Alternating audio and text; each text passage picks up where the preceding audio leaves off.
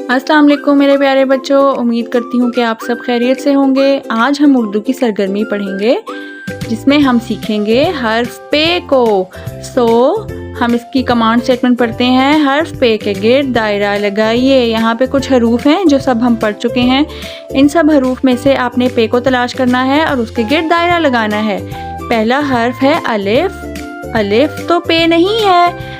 दूसरा हर्फ है बे। बे के नीचे एक नुक्ता है, ये भी पे नहीं है। तीसरा हर्फ है, इसके नीचे 3 नुक्ते हैं, तो पे के नीचे 3 नुक्ते होते हैं, ये है पे। तो हम इसके गिर्द दायरा लगाएंगे। नेक्स्ट हर्फ है अगेन पे। इसके नीचे 3 नुक्ते हैं, हम इसको दायरा लगाएंगे। अगला हर्फ अलिफ है, फिर अलिफ मद, ये दोनों पे नहीं हैं।